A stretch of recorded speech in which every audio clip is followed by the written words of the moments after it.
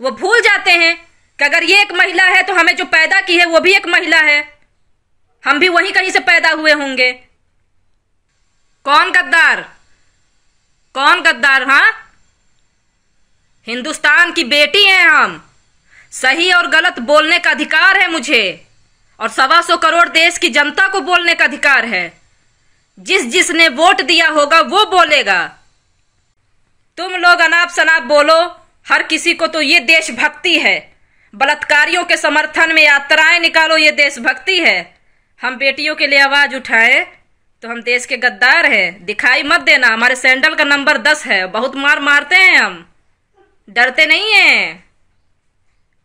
हम अपने देश के प्रधानमंत्री को आज तक समझ ही नहीं पाए। यह हिंदुस्तान हमारा वही हिंदुस्तान है जहां ऊंट बिस्लरी पहचान लेता है, पर हम अपने देश के प्रधानमंत्री को अभी तक नहीं पहचान पाए हैं हम लोग।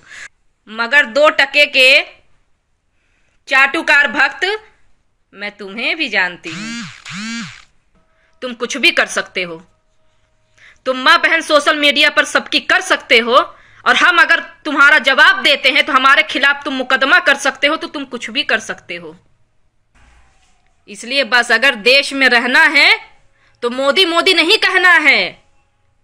देश में रहना है तो इनके जुल्मों के खिलाफ आवाज उठाना है। हार जीत है, जीवन में लगा रहता है। हम चुनाव नहीं हारे थे, हम भी चुनाव हारे थे। हमको दुख नहीं हुआ था, हमको भी हुआ था। तो ठीक है, कुर्सी है, आती है जाती है। इस वर्तमान में जो देश में बेटियों की दशा देखी जा रही है, भगवान न करे कल को आपके साथ, आपके घर की बहन बेटियों या हमारे घर के बच्चों के साथ ऐसा हो जाए तो हमारी और आपकी नेतागिरी कहाँ चली जाएगी, हम लोग सोच भी नहीं पाएंगे। देश में सब फर्स्ट क्लास चल रहा है।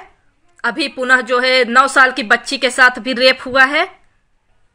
3 साल में क्या, हमने तो 6 महीने की बच्ची का रेप भी देखा है। इन पर बातें मत कीजिए, रेप जैसी घटनाओं पर चर्चे मत कीजिए।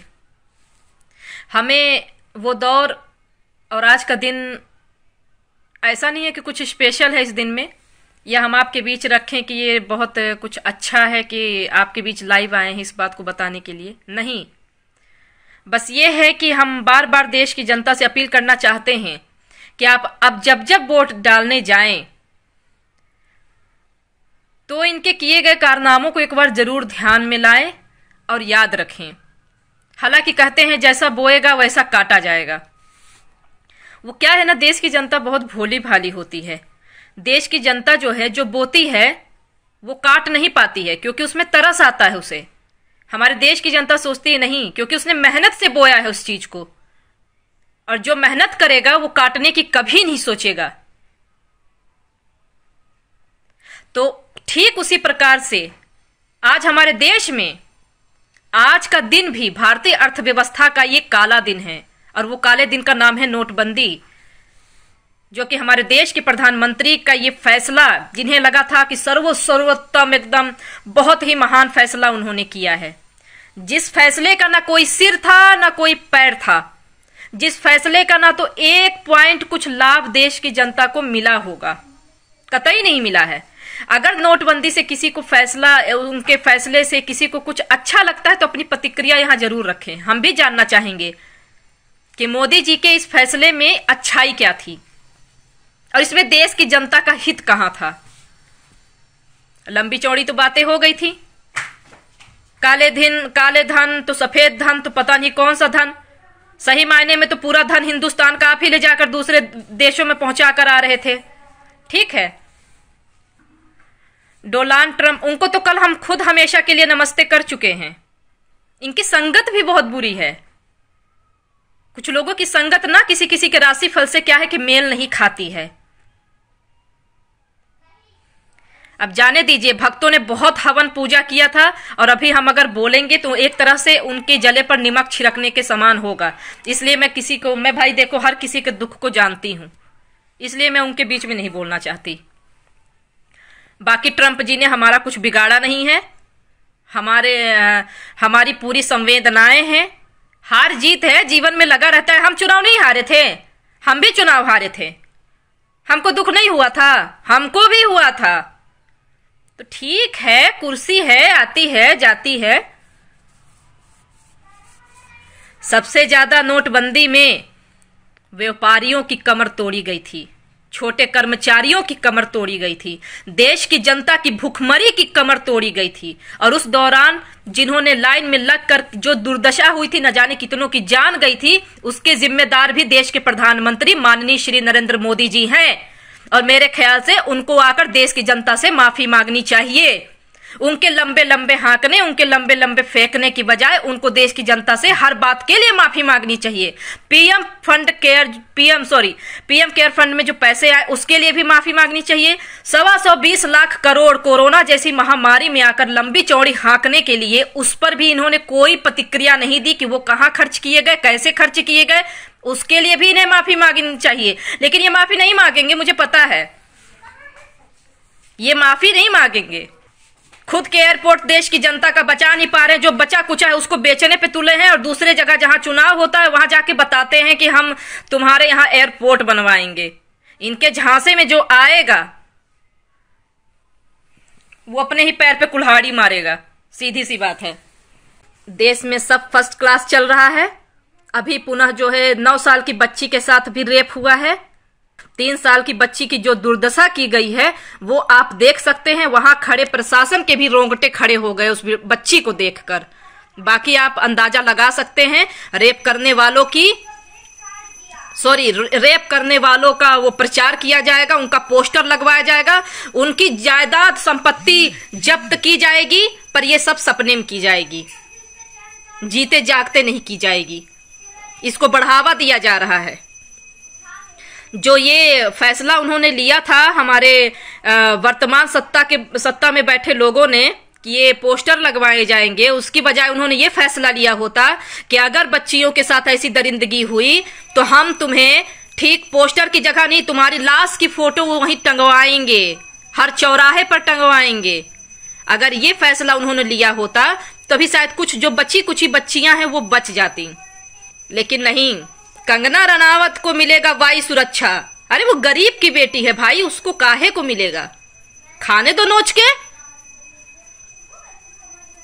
खाने दो। ये हमारे सत्ता में बैठे लोग हैं, ये चाहते हैं कि ना खुद खाऊंगा ना खुद खाने दूंगा, ना खुद पानी पीऊंगा ना दूसरे को पीने दूंगा, ना खुद बोलूंगा किसी के हक के लिए ना सामने वाले को बोलने दूंगा।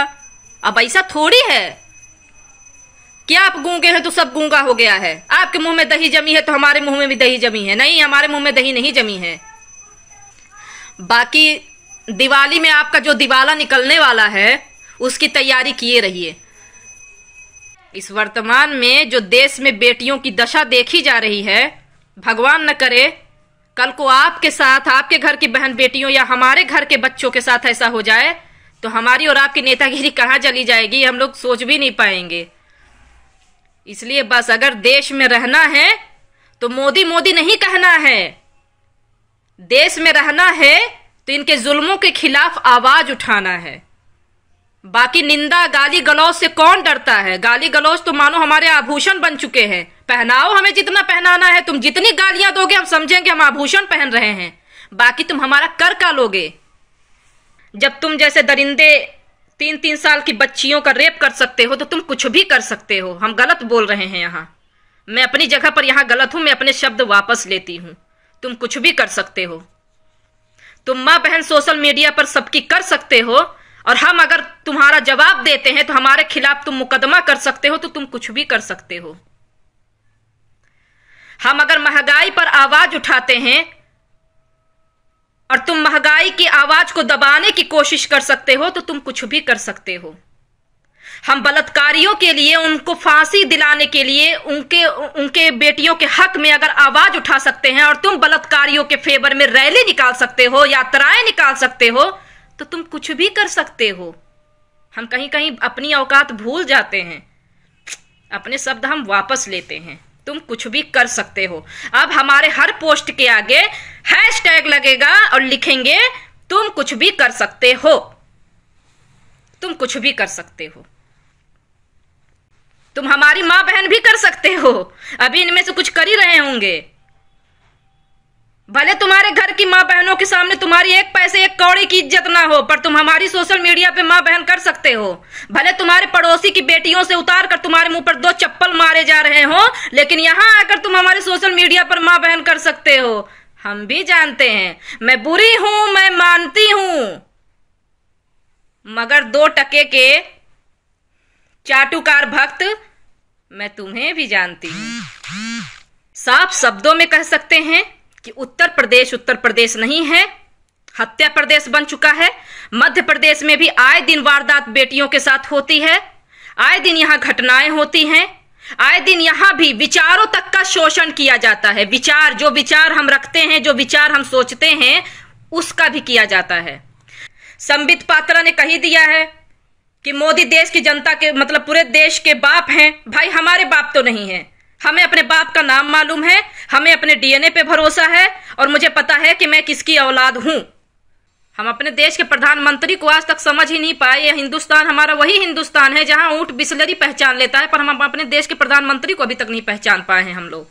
क्योंकि हमारे देश के प्रधानमंत्री मानो एकदम जादूगर हैं। जो जादू दिखाते हैं ना, छन छन में कभी खरगोश बना देते हैं, कभी कबूतर बना देते हैं पेपर से, तो बस वही हाल यहाँ चल रहा है। हमारे देश के प्रधानमंत्री जिस देश में जाएंगे वहां उस भेष में बात करते हैं। बिहार गए, हम तुम्हारे बीच बाली आल वाली हमके प्यार दिया। उत्तर प्रदेश में आए, हमनी के आपके खातिर खड़ा बानी। बाकी जरा स्क्रिप्टवा हटा दो ना, जो लिख के देते हो उसको हटा दो। हम भी देखे कितना अच्छा बोल लेते हैं, भोजपुरी कितना अच्छा बोल लेते हैं, बिहार की भाषा की कितना अच्छा बोल लेते हैं, बघेली की कितना अच्छा बोल लेते हैं, बुंदेली की कितना अच्छा बोल लेते हैं, मराठी। हम भी देख लेंगे। जरा वो स्क्रिप्ट जो लिख के लंबे चौड़े भाषण दे देते हैं, उनके ही जानने वाले, उनके समर्थक, वो हटा के जरा दिया करो। चेतन आनंद गुप्ता, लगता है तू अनपढ़ है। वाकई हम अनपढ़ तो हैं। हम अनपढ़ नहीं होते तो तुझ जैसे मूर्ख को इतना ज्ञान कैसे दे पाते, जिसमें 5% की औकात नहीं होगी मेरी बात को समझने की। इससे पता चलता है कि मैं अनपढ़ हूं। मेरे अनपढ़ होने के बावजूद तुझ जैसा पढ़ा लिखा गंवार अगर आके मेरे पोस्ट पर कमेंट कर रहा है, तो इस बात का यह प्रमाण है कि मैं अनपढ़ हूं और मुझे फक्र है अपने अनपढ़ होने पर। हम ऐसे अनपढ़ हैं कि आए दिन तेरे जैसे लोगों की बात यहां लगाते रहते हैं। तो ज्यादा बड़ा कौन हुआ बबुआ, तुम हुए कि हम हुए? और तुम्हें इसी अनपढ़ से सीख लेनी पड़ेगी कि सीखो कि तुम चूड़ियां पहन लो मेरी और बजाओ और गाना गाओ। चूड़ियां बजाऊं कि बजाऊं कंगना, क्योंकि तुम्हारे हाथ में वही शोभा देती है। मर्द को गिनती तुम्हारे में कर ही नहीं सकते हम। ये मेरा अपना मानना है। कौन गद्दार? हाँ, हिंदुस्तान की बेटी हैं हम। सही और गलत बोलने का अधिकार है मुझे, और 125 करोड़ देश की जनता को बोलने का अधिकार है। जिसने वोट दिया होगा वो बोलेगा, बाकी हमें ना बताओ। हमने प्रधानमंत्री जी के भी बोल देखे हैं विपक्ष के नेताओं के लिए। जब बार डांसर बोला जाता है बड़े बड़े नेताओं के द्वारा, तब तुम्हारी सभ्यता झलकती है, तब तुम गद्दार नहीं कहलाते। जब सोनिया गांधी, इंदिरा गांधी जी के लिए, जो कि हमारे देश की पूर्व प्रधानमंत्री स्वर्गीय भी रह चुकी हैं, जो इस दुनिया में नहीं है, उनका भी नाम लेकर तुम अपना अस्तित्व चला रहे हो। तुमको तो शर्म से डूब के मर जाना चाहिए। जो इस दुनिया में नहीं है उनका भी नाम लेकर तुम अपनी राजनीति की रोटी सेक रहे हो। अरे फक्र तो बनता है भाई। तुम लोग अनाप शनाप बोलो, हर किसी को तो ये देशभक्ति है। बलात्कारियों के समर्थन में यात्राएं निकालो, ये देशभक्ति है। हम बेटियों के लिए आवाज उठाए तो हम देश के गद्दार हैं। दिखाई मत देना, हमारे सैंडल का नंबर 10 है। बहुत मार मारते हैं हम, डरते नहीं हैं। आशुतोष उपाध्याय लिखते हैं, मैडम निकिता तोमर के बलात्कारियों को क्या कहेंगी आप? उसमें भी थे 2-4 दरिंदे थे मुसलमान, लेकिन हमें खुशी है आपने एक चीज शायद नोटिस नहीं की। निकिता तोमर के लिए हर मुस्लिम ने पोस्ट डाला और फांसी की मांग की। हमें फक्र है कि हमारे आईडी में भी जो चंद मुसलमान भी जुड़े हैं तो सच्चे मुसलमान हैं, जिन्होंने ये कहा कि इसको चौराहे पर लाकर जिंदा जला दो। उन्होंने यात्राएं नहीं निकाली, तो बताओ हम क्यों गलत कहें? जिस प्रकार पांचों उंगलियां बराबर नहीं होती, ठीक उसी प्रकार से हर इंसान को आप एक तराजू में नहीं तौल सकते। और भी बेटियों का उदाहरण दूं तो ये हिंदू मुसलमान यहां धर्म से बिल्कुल मत जोड़ो, क्योंकि बलात्कारियों का कोई धर्म नहीं होता है, बार बार मैं बोल रही हूं। और जो बलात्कारियों के पक्ष में बोलता है, निसंदेह आज मैं सोशल मीडिया के द्वारा बोलना चाहती हूं, निसंदेह रूप से जो बलात्कारियों का पक्ष लेता है उसके संस्कार में कमी है, और सही मायने में उसे अपना डीएनए एक बार टेस्ट कराना चाहिए। क्योंकि जिसके घर में मां बहन बेटियां होंगी वो किसी औरत के बारे में अश्लील और अभद्रता करने से पहले 100 बार सोचेगा। मैं महिला हूं इसलिए मैं कुछ लिख नहीं सकती, लेकिन मैं अगर 4-5 स्क्रीनशॉट भारतीय जनता पार्टी के समर्थकों का यहां डाल दूंगी तो आप लोग शर्म से पानी पानी हो जाओगे इनके कमेंट पढ़कर कि इनकी महिलाओं के प्रति सोच कैसी है। और आज मैं कह रही हूं कि अगर इनकी इतनी गंदी सोच हो सकती है तो कहीं ना कहीं ऐसे ही बलात्कारी पनपते हैं, इनको ही श्रेय इनसे मिलता है। जो महिलाओं की अंदर तक की अर्ध पूरा मतलब सब अपने आप देख लेते हैं, मानो इनको दिव्य दृष्टि प्रदान है, क्योंकि वो तो उस शरीर से पैदा नहीं हुए हैं। वो भूल जाते हैं कि अगर ये एक महिला है तो हमें जो पैदा की है वो भी एक महिला है, हम भी वहीं कहीं से पैदा हुए होंगे। पर चिंता मत करो, हम तुम्हें बीच बीच में याद दिलाएंगे कि तुम कहां से पैदा हुए हो। ये सोशल मीडिया है इसलिए नहीं, तुम्हें तुम्हारी औकात बताएंगे कि एक महिला का सम्मान करना सीख लो कि एक औरत होती क्या है। इस राजनीति में कोई औरत, इसका मतलब ये नहीं कि उसकी इज्जत नहीं है, उसकी भी इज्जत है लिमिट में। अगर हम तर्क करने आए हैं हमसे तर्क करो, बाकी छीछा लेदर करोगे तो हम औरत ही हैं, ये मत भूलना। राजनीति ए रवि महतो, ए बेटा सुनो, क्या लिखा है तुम कि तुम भी अब फेमस हो जाओगे। अरे बकलोग, तुम्हारा हम नाम ले लिए तो तू फेमस हो गया, पता है। शिखा सिंह जिसका नाम ले लेती हैं अपने जुबान से, उस बंदे के नीचे 50 लोग कमेंट कर देते हैं। ये हमारी औकात है। बाकी जो टमाटर तुम सब्जी बनाने के लिए लाते हो ना, अपने चेहरे पे लगाते हैं कि ग्लो बना रहे, ये हमारी औकात है। इसलिए तुम अपना काम करो। हमें हंसी आ रही है और हमें कष्ट भी हो रहा है। आप लोग किसी विदेशी को जिताने के लिए हवन कर रहे थे। क्या आपने कभी किसी बहन बेटी के लिए हवन किया है? जब उनको रेप करके मार देते हैं, उनको बेरहमी से नोच लिया जाता है, तो आपने कभी उनको अपना माना है? मतलब बाहर की दुनिया का आपका अपना हो सकता है, वो इसलिए हो सकता है क्योंकि वो प्रधानमंत्री जी का मित्र है, उनके साथ आया है, उनका लाया हुआ है, इसलिए वो आपका अपना है। बाकी आपके हिंदुस्तान में जो आपकी बहन बेटियों के साथ होता है वो नहीं दिखता आपको। हमें कष्ट है इस चीज से, अंदर से मुझे कष्ट है। और शायद यही कारण है कि आप जैसे मोदी भक्तों को हमें पता नहीं क्यों देखकर अब ईर्ष्या भी होती है और क्रोध भी आता है कि आप लोगों के अंदर का आदमी, इंसान जो होता है वो मर चुका है। आप लोग ये भूल चुके हो कि आपके घर में भी परिवार है, आपके घर में भी माँ बहन बेटियां हैं। कल को जो दूसरे के साथ हो रहा है वो आपके घर के परिवार के साथ भी कल को हो सकता है। पर नहीं, आपको ये है कि अरे तुम्हारी पार्टी में ऐसा नहीं था, अरे पिछले पर सरकार में नहीं था, अरे कांग्रेस के राज में नहीं था, अरे आरजेडी के टाइम पे नहीं था। करो यही, बस ये जान लेना कि सारी राजनीति में सिर्फ और सिर्फ बेटियां पिस रही हैं। अगर कुछ अच्छा का हमको गाली भी उस दिन दोगे ना तो हम तुम्हारी गाली बर्दाश्त करेंगे। जिस दिन सारे एकत्रित होकर बेटियों के लिए कोई कानून बनवा दोगे ना, उस दिन हम फक्र करेंगे तुम पर। तुम गाली भी दोगे, तुम्हारी गाली भी सुनेंगे कि चलो हम तुम्हारे हिंदुस्तान में हैं, और तुम अगर गाली भी दे रहे हो तो गाली देने के बावजूद हम तुम्हारे छाव में सेफ हैं। हम तुम्हारे हिंदुस्तान में अगर चल भी रहे हैं तो हमें इस बात का डर नहीं है कि आज हम लौट कर मैं अपने घर सही सलामत नहीं, मेरी लाश सही सलामत वहां घर पहुंचेगी।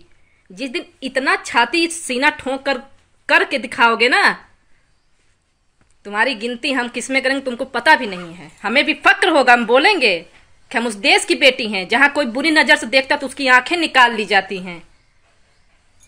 बाकी तुम गरियाओ बे, हमको क्या कर लोगे हमारा गरिया के। लेकिन नहीं, तुम उनके लिए हवन कर सकते हो, सही है। Best of luck. हमें भी कष्ट है, वो हार गए, हमें कष्ट है।